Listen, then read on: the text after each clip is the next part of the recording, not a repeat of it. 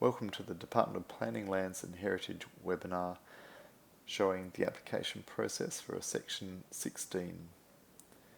My name is Aidan Ash and I'd like to acknowledge the Whadjuk Noongar Nation whose land I'm recording this webinar on and extend that acknowledgement and pay my respects to Aboriginal people throughout Western Australia. To lodge a Section 16 application, person will come to their portal account. They'll either create an account if they don't have one already or sign in to their existing account.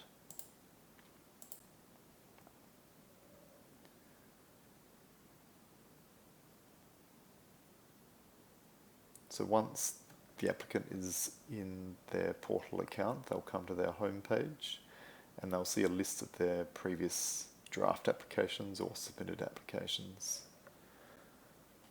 and also any notifications from the department they may have received. They'd go to the Applications tab and then select Section 16 application. They'd accept the terms. They'd read some of the knowledge article information on the side, advice on lodging a Section 16 application, and confirm that their details are correct, which will be auto-loaded. As a Section 16 may attract a fee, there will be some questions around the organisation that's applying for the application.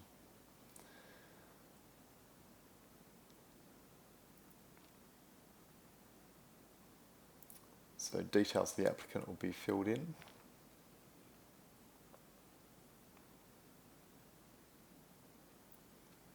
I must also stress too that under the legislation, the CEO or the regulations, the CEO is able to provide waivers for fees where that's justified.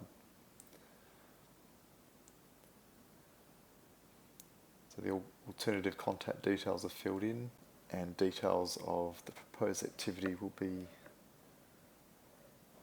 filled in these areas here. So the title for the project, estimated commencement dates and completion dates.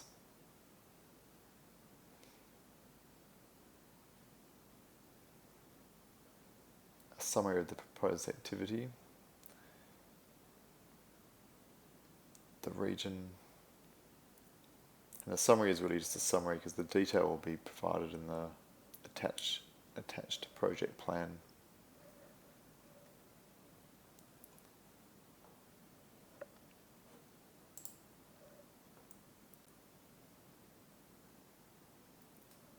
So the next part is about the detailing the sites that are subject to the Section 16 application.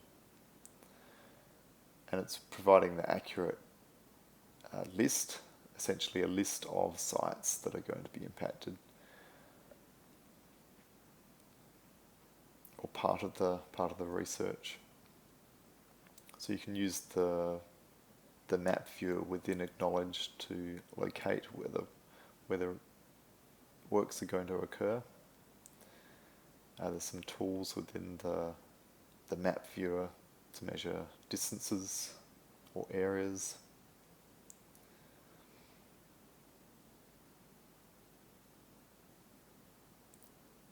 This example is showing how to measure an area, and this might be a useful tool in the project design.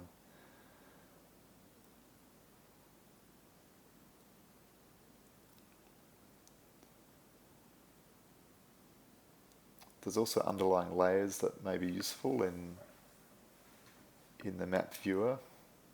Cadastre will show all the different land lots, the mining tenements, and the Aboriginal heritage layers, obviously the primary layer, showing the registered, lodged and historic or stored data places. So once the area is located, the polygon can be used to do a site search. And this is an example of someone creating an area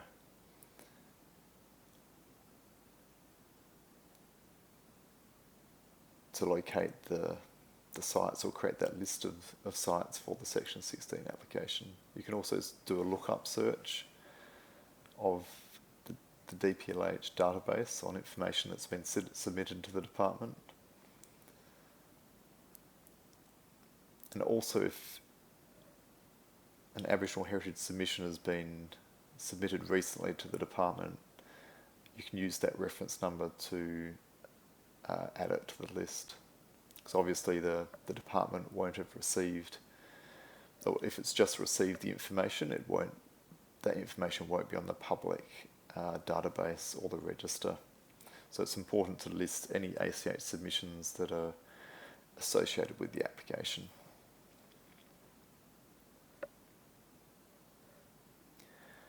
The next step is about providing a detailed project plan, and this is a document that the applicant will provide, and there's a list of considerations that are required in that project plan.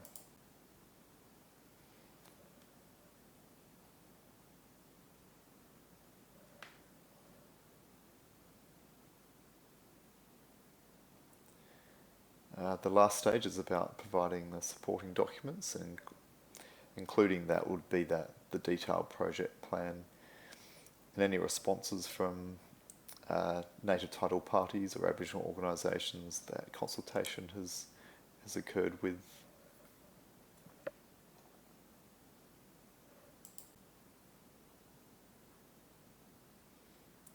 The current limit at the moment, I think, is 50 megabytes for each document that's uploaded.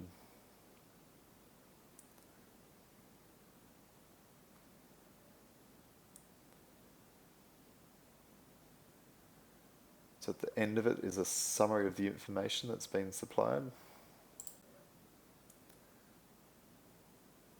to confirm that all those details are correct.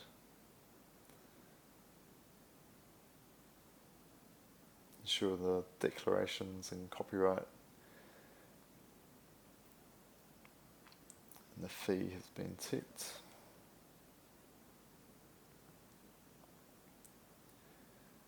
So once it's submitted, a case number will be created, and that'll be used for all future correspondence with the department about that application.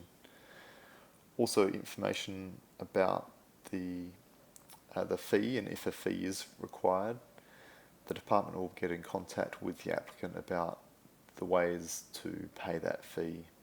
So if a fee is required of the $250 plus the amount for each site, the department will be in contact with the applicant about how to pay that fee.